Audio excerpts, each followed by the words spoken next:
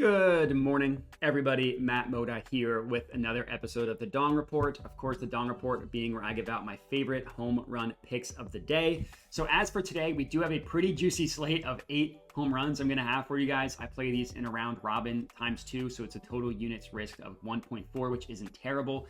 Monday was incredible. Yesterday, things slowed down a little bit. Granted, yesterday wasn't terrible by any means. I had 7 official guys on the Dong Robin, but 2 of them ended up getting rained out, so I only had 5 that played. One of them did hit a home run, and because 2 of the guys got refunded, we ended up with some of our money back. Now, it didn't end up being a profitable day. We were still down 0.34 units yesterday, something like that, which isn't terrible. Obviously, we'd like to be in the green, but down 0.3 isn't terrible considering we only got one guy to hit a home run. You know, I saw someone in the comments saying that's what sports betting is. You make a bunch of money on one day, then you lose it the next. That's not what happened. We were up 18 units on Monday. We were down 0.3 units yesterday. So we definitely didn't lose what we made on Monday, to be clear. On the entire season, we're up a little bit over 13 units when you include the Dong Robin and you include when I was playing these straight as well, which did not go as well. So up 13 units is pretty good. Now you can do the math. Considering we were up 18 units on Monday, we were down heading into that. But that's kind of what home run betting is like, unfortunately. It's high highs and it's low lows. We had an amazing high on Monday. Let's hope we can continue that today.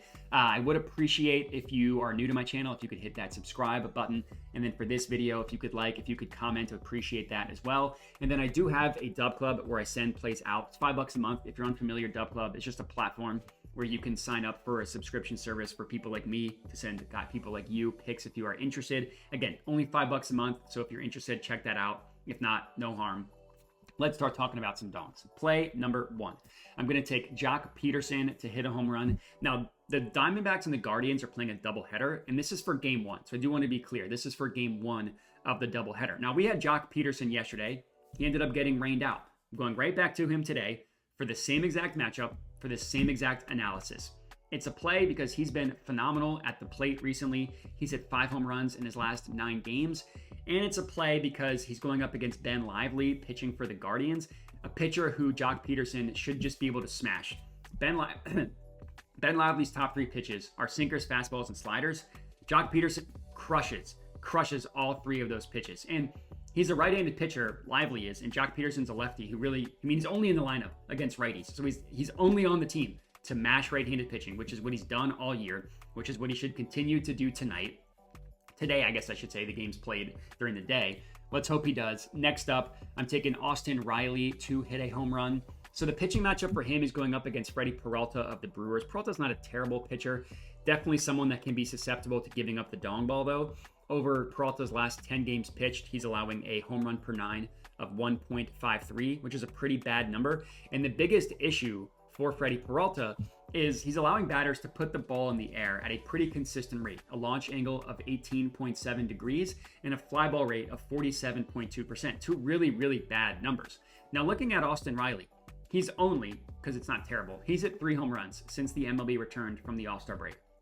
Looking at his advanced stats, that's more bad luck than anything. He's just been crushing the baseball very, very hard. In that same stretch where he's only hit 3 home runs, hard hit rate of 59.6% with a launch angle of 18 degrees.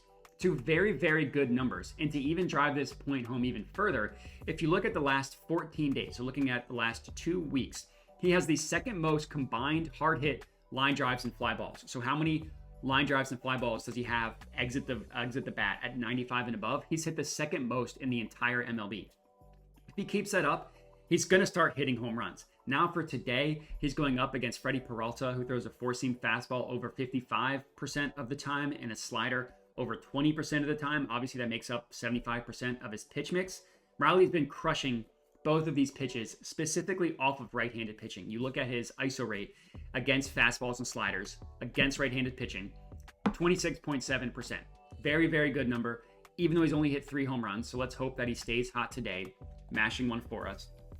Next up, I'm going with Jake Berger to hit a home run. Another batter who you can guess is in the middle of a hot streak, and another batter that has a very, very good matchup against the pitcher that he's facing. So Berger, a player for the Marlins, is going up against Andrew Abbott of the Reds. Abbott's a left-handed pitcher. Jake Berger is decently better against lefties, At least he has been recently, I should say. He's been recently really, really good against lefties. And also, Abbott is another pitcher that has a huge issue, similar to Freddie Peralta, allowing batters to put the ball in the air and with power. On the entire season, Abbott has the 6th worst home run per 9 in the MLB at 1.56. Hasn't gotten better recently. Looking at his last 10 games, home run per 9 of 1.55. And even if you want to say, well, he's playing at the Red Stadium, of course he's going to have a worse home run per 9. That's fine. In these last 10 starts, he's allowing the 4th worst barrel rate in the entire MLB, 12% barrel rate allowed, and a launch angle of 23.2 degrees. Neither of those factors matter whenever those numbers are factored into the fact. It doesn't matter what stadium he's being played at. Those are two really, really bad numbers. You look at Jake Berger, number 1, as I mentioned, he's been hitting lefties very well recently. In the last 30 days against lefties, ISO rate of 42.3%, and he crushes fastballs. Abbott also throws a fastball 55% of the time, so both him and Peralta throw it 55% of the time. In his last 30 days, he has a barrel rate of 21.43% against four-seam fastballs with an ISO rate of 64.3%. He's hit 3 home runs with another 3 extra base hits in the last 30 days, specifically off of fastballs, which is what he's going to see over 55% of the time. Great matchup for Jake Berger. Next up, I'm going to have 2 batters in the White Sox versus Athletics game. I'm taking Brent Rooker and Lawrence Butler. Now, 2 guys that are on fire at the plate. Now, Butler was a legend for what he did for us, pinch hitting with a home run on Monday. I also went with him yesterday. He didn't come through, but he's got another good matchup today, as does Brent Rooker. So very comfortable going back to both of these Athletics batters. I mean, both of them have been on fire. Both of them have a great matchup against Davis Martin of the White Sox. Now, Martin, his most frequent pitch thrown is a slider. His next most frequent pitch thrown after that is a fastball. So he throws a fastball 30% of the time and a slider 40% of the time. Both Brent Rooker and Lawrence Butler annihilate sliders and fastballs. You look at a slider, which is the most frequent pitch they'll see. Rooker's got an ISO rate of 41.7% and a barrel rate of 25%, specifically against sliders over the last 30 days, right-handed pitching sliders, I should say. And Butler, same parameters, ISO rate of 50%, barrel rate of 16.67%, and they both crush fastballs as well. I'm guessing your eyes gloss over when I go too nerd heavy into the advanced stats. So I gave you the advanced stats for sliders. Trust me that they also crush fastballs. 2 of the hottest hitters in baseball. Let's hope they can stay hot today. I think both of them are going to hit a home run, but if one of them does, that would be great. Next up, our 6th pick of the day. I'm going to have 2 more after this, so 3 more total. I'm taking Salvador Perez to hit a home run. Now, this one is admittedly not the best stadium, so we're not necessarily targeting a weather/stadium game here. Royal Stadium is not a home run friendly stadium, but it's a really good matchup for Salvador Perez, and he has the type of pop against fastballs that he can hit the ball far enough to go out of the park, even in a longer stadium, larger stadium, longer outfield like the Royals home stadium. Perfect matchup against Cutter Crawford, who's been terrible recently. So the plus 400 odds, if this was a neutral ballpark, this would probably be like plus 300, plus 330, because it's a really good matchup. Perez has the 3rd most hard hit line drives and fly balls over the past week. So you combine hard hits with line drives and fly balls, he's got the 3rd most. Corey Seager is ahead of him, who's been on fire, and then another batter is ahead of him, who we're going to talk about next, so I don't want to give it away. But Perez has been hitting the ball really hard, and he also crushes fastballs. Cutter throws a four-seam fastball 35% of the time, and a cutter 28% of the time. I'm talking Cutter Crawford throws a cutter pitch 28% of the time. 2 pitches that Perez has a lot of success against. Look at the past 30 days, specifically against righties, which is the situation today. Perez has a barrel rate of 14% against fastballs and cutters with an ISO rate of 33.3% as well. Perez has long been one of the best fastball hitters in the MLB. That's been the case recently. Let's hope that he crushes a fastball out of the ballpark.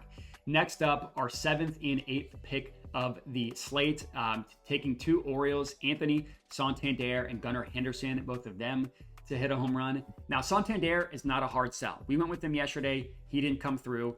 He's been amazing basically since June and on, with not a lot of cold spells in that stretch. So I don't really feel too scared about or worried that you guys are going to hate Anthony Santander. Gunnar, on the other hand, I'm guessing people are probably sick of Gunnar, and I get it. I totally get it. Now, we did hit a home run on Sunday. Now, I didn't have him on Sunday, so I can't claim credit for that, but he did hit a home run on Sunday, breaking his streak. And if you look at his numbers, it's incredibly unlucky that he has only hit 1 home run in the last, since the MLB returned from the All-Star break. So almost 3 weeks now. It's been incredibly unlucky. You look at the last 7 days, second most hard hit line drives plus fly balls, only behind Corey Seager. So who I was referencing, one of the batters ahead of Perez, is Gunnar Henderson. He has 12 combined hard hit fly balls and line drives. Seager has 15. Seager's hit 5 home runs in the last week. Gunner's hit 1. You look at the last 14 days. Gunnar has 16 combined of this stat, combined hard hit line drives and fly balls. That's the 4th most in the MLB. Still only 1 home run. He has just been hitting the ball so hard and recently has been putting the ball in the air. The issue with Gunnar was he's been hitting the ball straight down. That's not been the case recently. Now you look at the matchup, Bowden Francis pitching for the Blue Jays, throws the fastball 56% of the time.